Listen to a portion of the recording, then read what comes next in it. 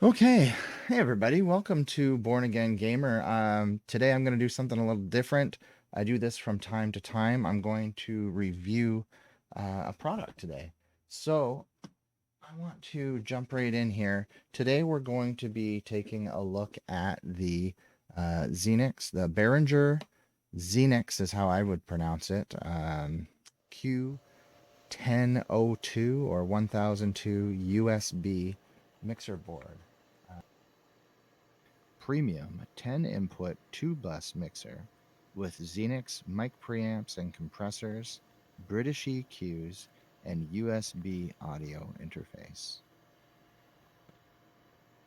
It's a neat little board. It cost me about well, you know what?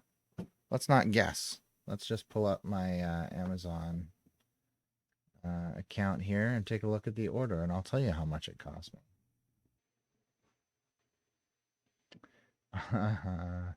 It looks cheaper than when I ordered it. It's showing up as $102.99 Canadian, but it's also not saying that that's the one that I ordered. So I just want to find that. Okay, let's go with this. Uh, when I ordered the Behringer Q1002 USB, the board, I believe it was about $120 Canadian. Now Amazon has a listing for it at $102 Canadian, which is great for you if you're thinking about getting one of these. But one thing I did want to mention is that before I purchased the 1002, I actually purchased the 502, which is a 5-channel mixer. Now, the 1002, you'll see here in the picture, has, this is backwards, 2 XLRs. So it's 10 channels. 2 of them are XLR or TRS, and then 8 other channels that are just TRS. The 5-channel mixer, the 502 USB, only has 1 XLR, and one difference is that it doesn't have 48 volt, is it? Let me just take a quick look here on my board. Yeah, plus 48. Okay, so on the 1002, or the 1002 as I like to call it, it has 48 volt phantom power. The 502 only has plus 15 volt phantom power. And when I was reading the reviews, after I had already ordered it, and after I ordered it, I started reading more and more reviews on it, because that's what I do while I'm waiting for something to be delivered that I've ordered. I sit and I stew over it, and I try and I hype myself up, and I watch video after video after video and read all about it after I've already bought it, because I can't stop myself from, I look at it and I go, yeah, I think that's what I want, and then I order it, and then I decide later if I made the wrong choice. So the 502 only had 15 volt power, and I was like, oh no, because a lot of the things I was reading were saying that if you try to use a condenser mics really need to have 48 volt. Anything underneath 48 volt power is going to, phantom power is going to mean that the mic is going to need to be turned up more. The gain is going to be needed turned up higher. Is going to need, if you get something that's under 48 volts, then the gain on the microphone is going to need to be turned up that much more, and it's going to pick up all this background noise. It's going to sound, you're going to have like a atmospheric, just background static noise. And I was like, oh no, this is not going to be good. So I got the 502, and it arrived, and I also ordered a microphone at the same time. And I think actually, I think the microphone arrived beforehand. The microphone that I ordered is made by, what do they call this brand? I don't even know if the brand is printed on here. The microphone is called an LYX Pro, or Likes Pro, suitable for various applications such as podcasting, live streaming, gaming, music recording, etc. Robust metal design and all that jazz. It's actually really nice. I've really enjoyed using it. It's not what I'm using right now. This is actually a Behringer microphone that I just got, and I'll do a separate review. Maybe I'll compare these two microphones. But the thing that I found, according to the instruction manual for this microphone, is that it works with either 48 volt or 5 volt. And so I hooked it up to my 5-channel mixer, which I had already actually gone back to Amazon and started processing a return. I started a return. Amazon is going to send me a box, I believe. Then I ordered the new one, the 1002, and used the 502 while I waited for the 1002 to arrive. I had no problems. I had 0 problems with the 502 only providing 15 volt power to this microphone that claims to only require plus 5 or 48. So it could work with either plus 5 or 48. I plugged it in. I plugged it into that board. I didn't have to crank the gain up all the way.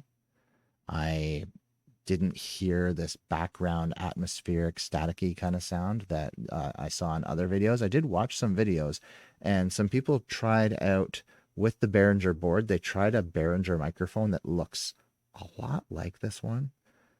Like, it's almost identical, made by Behringer. Seems to require the 48 because if you don't crank up the gain, you can barely hear anything coming through the microphone. But with the other board and this microphone, I actually did get some decent quality. Okay, so I want to talk more about the 10-channel mixer.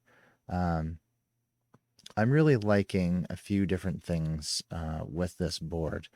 I'll do some B-roll and talk about that, play that B-roll over top of my voice here. But one of the things that I really like is that it has 2 XLRs, because I'm going to start, my wife's recording a podcast right now. She's using one microphone. She's using a Yeti in between her and her co-star. And I'm finding that when they both talk at the same time, I don't know what's going on with the mic, but their voices are getting a little bit muffled. So I'm hoping that I can switch to recording them with the mixer board and deal a little bit with that muffly sound by giving them each their own microphone. So I'm actually going to order a second of this Behringer dynamic mic, which is what you're hearing right now.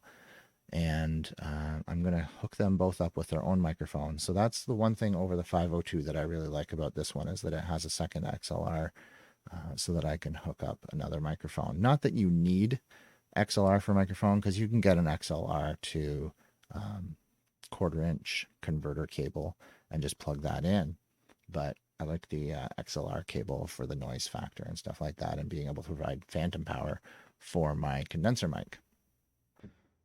So one of the other things that I like about the 1002 over the 502 is that not only does it have the headphone out jack that the 502 has that can be controlled separately from the main mix so that you can monitor what's happening, it also has a main out and a control room out for a set of speakers in a separate location. So I could have a main out, if I was doing an actual broadcast or a show or something like that, I could have main out going to the main mix.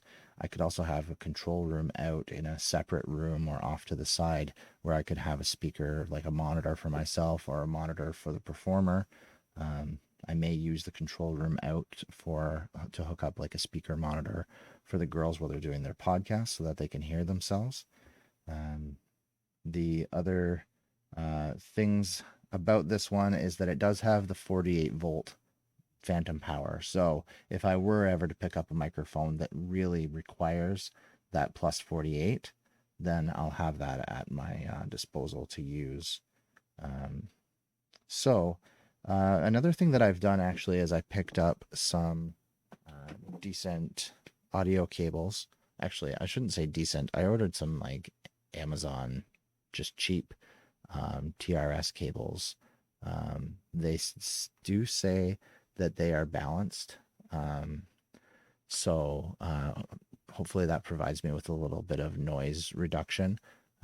to hook up from my main or my control room to my PreSonus reference monitors, which I have another review for on my channel. You should check out that review. Guys, I just want to interrupt the review here for like 1 second and just say if you could just quickly hit that subscribe button, the like button, share this video with your friends if you want to take the time to do that. But the really quick, easy, free way to support my channel right now would be just to hit like and subscribe. And then if you want to see more, you can hit the bell. Those are like 2 seconds, one click for each thing, and it's free. It doesn't cost you anything, but it really helps support my channel because it helps to boost the distribution of my videos.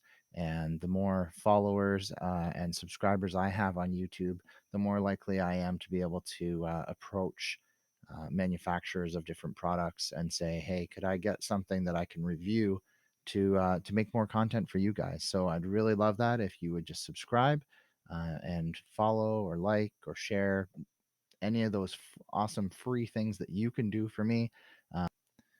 Any of those simple free things that you can do that don't cost you anything but a couple seconds and a couple clicks, I would really appreciate that. So I'll let you get back to the review here, and thank you very much for your support. Um, and it provides a really good sound. So it actually acts as like a sound card for your computer once you plug it in by USB. So when I have it plugged in by USB, I can play audio from my computer and have the output source for the computer be the mixer board and have what's going in pushed out to the main or the control room. And I could listen to the audio. I could listen to some audio that I'm working on. I can listen to the audio from videos that I'm editing, or even just watch a movie and be able to control the volume a little bit without having to turn the knob on my speakers or mess with the audio levels in Windows. I can just use the slider up and down or the knobs to control the audio. So it gives it a nice output, because then I can do balanced stereo audio cables to my speakers rather than just a headphone jack into the back of my speaker system. Another thing is that it does the recording. It does audio in to the computer, which is how I'm getting my audio into Streamlabs right now to record this review. So I can plug the microphone in. I can plug in an instrument. I picked up a cheap, just like clip-on pickup for my guitar that plugs in to an 1/8 of an inch, like expander. What would you call that? Converter. So it converts it up from 3.5 mil or whatever, 1/8 of an inch to, I have a 1/4 inch jack expander that I plug it into one of the channels, and I get my audio from my guitar into the soundboard and into the computer. It works quite well for that. One thing that is a little bit of a hiccup that I was hoping that I could do, that I was trying to do the other night, I was trying to play audio from my computer. I was trying to play audio from my computer out of the soundboard through my speakers, my PreSonus speakers, but then also have that audio that's playing out through the board be coming back in through the board as input along with my vocals, so that I could record me singing along with the song. But that didn't work out very well. The audio was choppy or almost like non-existent. Then I tried going out from my PC's headphone jack, just stereo mini headphone jack, out into one of the board's inputs. And even then, it was kind of like scratchy and like it was missing something, or almost like it was only one channel, like one of the left or the right. It wasn't the full audio, and some things were quiet. Some things were very choppy and digital sounding, like it was distorting it a little bit, or a lot rather, because what I got out of it was like not worth listening to. It was pretty messy. It was pretty gross. So yeah, so that's my just my quick overview of the Q1002 USB mixer board by Behringer, the Xenyx. It does also have compression, which is kind of neat to play with, because right now I have the compression turned to about on a clock you would say it's like the 9 o'clock position. It's like a quarter of where it can go to. So I've got that turned to there now, but if I were to crank it up, it should bring up my audio levels when I talk quietly. I'm going to put it up all the way. So I'm talking quite quietly right now, and it should be increasing my volume. But if I were to yell, it should also bring down the level of my voice. I'll listen to that afterwards and see how it sounds. This is just a little sample for you. So I'm just gonna turn that back to where I had it. You do have on your 2 XLR channels where you would have your microphones. You also have EQ for lows, mids, and highs. And I can take it and I can make my lows very pronounced. Or I can take away my highs a little bit, or I could increase my highs. And it does. I think it does a pretty good job of handling those different levels and those different things. Usually, actually, I have my highs down a bit and my mids down a bit, and my lows up just a little bit to capture that bassy sound of my man voice, because I want it to be pronounced. I want to have that radio voice. Yeah. Also has FX send. So I don't. I'm doing this is a hobby thing, and I make these videos for other hobby users, people who may not use every single little feature of this board. I'm here to just kind of give an overview, to show you the board, show you what you might expect to get out of it. If you're doing the same sorts of things I'm doing, like I'm using it for recording my live stream, I'm using it for live streaming, I'm using it for recording these reviews. I plan to use it to record my wife's podcast. Am I going to use it for live shows? There's a very good chance that I won't be using it to mix anything live, but I might. But I'm not an audio engineer. I'm not even really a hobbyist audio engineer. I'm a computer guy, and I like to dabble with audio stuff sometimes, like this board. Spending a lot of time looking at the board instead of looking at the camera. I like to dabble with this kind of stuff with the board, and I don't know what the FX send is for, so I'm going to look that up, and I might record a little clip and add that in at the end here. Or I might just tell you the truth and say, you know what, I don't know what the FX sends are for, and I don't really care. And you probably won't care either if you're doing the same sort of thing I am. You might be listening to music or, doing whatever. Yeah, so that's my just quick overview, quick kind of not really an unboxing. I've got the box here, and I've already got the board out on my desk, and I'm gonna take my phone and record like some B-roll footage for you to play over top of what I'm talking about. And I hope that you like this video. If you like it, remember to like the video, give it a thumbs up. And if you like the content that I'm doing, I want to do more. And you guys can help me if you would subscribe to my channel. I actually reached out to Presonus, the people that make the speakers, because I have gotten such a positive reaction to my review of those speakers. I've had 17,000 views, which I never even dreamed I would see for the reviews on that video for those speakers. So if you guys are liking this stuff and you want to see more, if I can get to 5,000 subscribers on my channel, Presonus may choose to partner with me and maybe send me some stuff that I can review more of. I can, I don't want to do reviews of super big, fancy, expensive stuff. I don't want them to send me a $5,000 mixing board.